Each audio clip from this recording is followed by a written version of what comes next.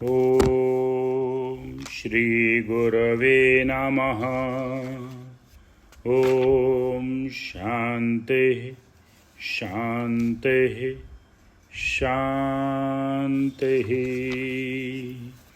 अखण्डानन्दबोधाय शिष्यसन्तापहारिणे सच्चिदानन्दरूपाय रामाय गुरवे नमः।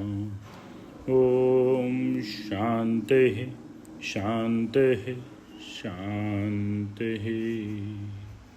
प्रणाम भगवान। भक्ति योग रहस्य स्वामी राम तीर्थ जी का दिव्य ग्रंथ, जिसमें ईश्वर प्रेम नामक अध्याय में बहुत ही सुंदर दृष्टांत चल रहा था नामदेव जी का, जिसमें ईश्वर के प्रति उनकी सच्ची लगन, सच्चा प्रेम, सच्चा विश्वास, सच्ची आस्था, सच्चा समर्पण से बताया कि उनका ये सच्चा प्रेम अज्ञान रूपी पर्दे को हटा देता है। आगे चलकर वो बहुत ही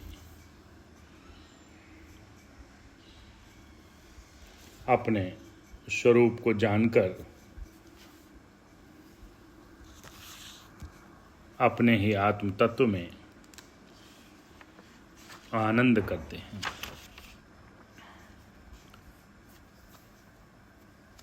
अब आगे, सच्ची प्रार्थना वह है जिसमें व्यक्ति ईश्वर के प्रेम में आत्म विस्मृत हो जाए, अर्थात उसमें खो जाए।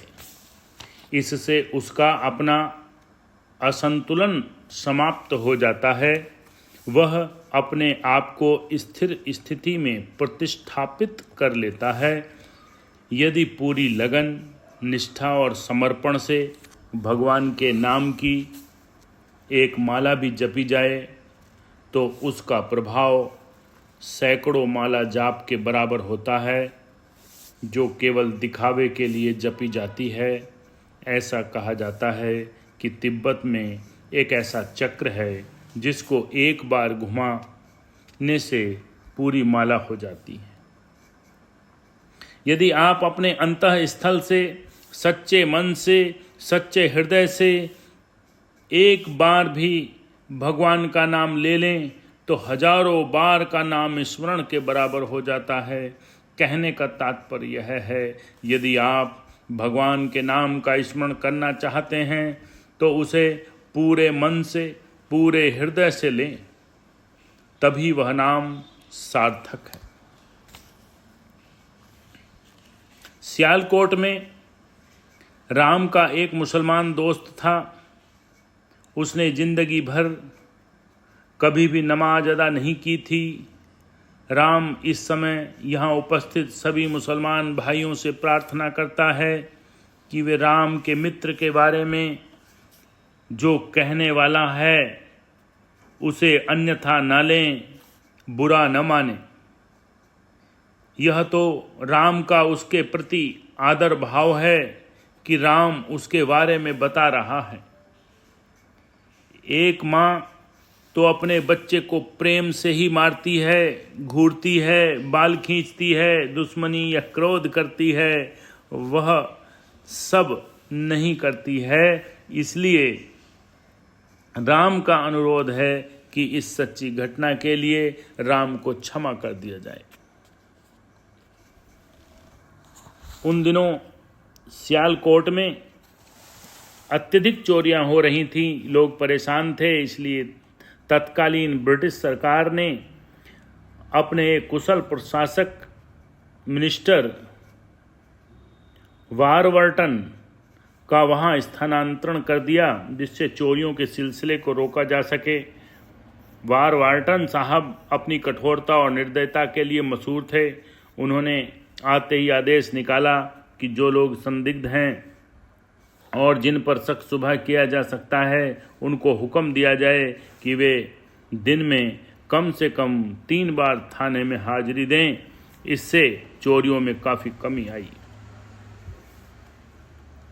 एक शुक्रवार के दिन जब मुसलमान भाई नमाज अदा करने मस्जिद जा रहे थे, उस समय उनमें से एक मुसलमान भाई ने मेरे मित्र से पूछा कि वह नमाज अदा करने क्यों नहीं जा रहा है। मेरे मित्र ने जवाब दिया कि जनाब, क्या आपने पुलिस अधिकारी वारवार्टन का हुक्म नहीं सुना है?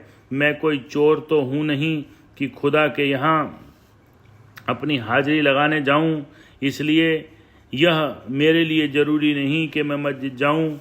लोग तो यह समझते हैं कि उनका शरीर खुद उनका है, वे उसके मालिक हैं, लेकिन ईमानदारी यही है कि शरीर खुदा ने दिया है, खुदा इसका मालिक है। केवल अपनी भयंकर स्वार्थपरता के कारण लोगों ने अपना अपना शरीर ईश्वर से चुरा रखा है। अब वे इस चुराए हुए शरीर को अपना बताते हैं। इन लोगों ने ईश्वर की संपत्ति की चोरी की है। ये लोग कहने लगते हैं कि वे हिंदू हैं, ये मुसलमान, ये ब्राह्मण, क्षत्रिय, वैश्य, जबकि सच्चाई यह है कि वे कह रहे हैं वे नहीं हैं, वे तो वास्तव में चोर हैं। उन्होंने खुदा के यहाँ से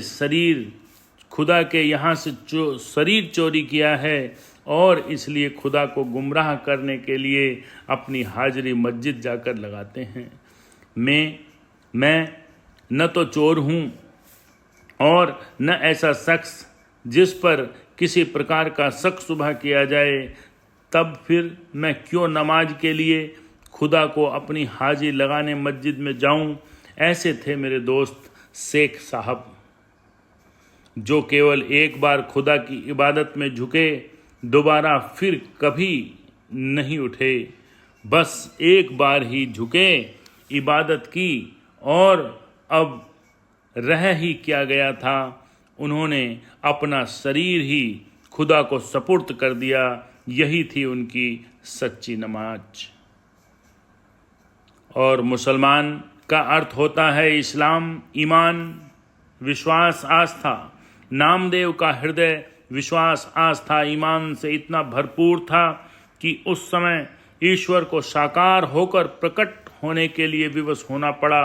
उस गडरिये के दिल में भी इसी प्रकार का विकट विश्वास और ईमान था। यही कारण है कि खुदा ने हजरत मूसा को डांटा और कहा कि तुमको तो इस संसार में लोगों को मुझसे जोड़ने के लिए भेजा गया था और तुमने उन्हें तोड़ने का काम किया है। कहा गया है, तू बराए वसल करदन आमदी, ने बराए फसल करदन आमदी। मी रशीदर कवा जाहिद व रवद अज राहे तेरी, जुहदे खुसके सोमे तो बे ददिये गिरैया अबस। अर्थात, ए मूसा, तू तो मुझसे अभेद कराने, मुझसे एक कराने के लिए दुनिया में आया था, न कि मुझसे भेद कराने, मुझसे अलग कराने के लिए।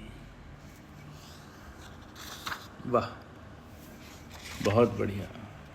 ईश्वर में, खुदा में कहीं कोई भेद दृष्टि नहीं है, उनकी अभेद दृष्टि है और विकार पूर्वक हमने सही से समझा नहीं और यहाँ भेद उत्पन्न कर लिए।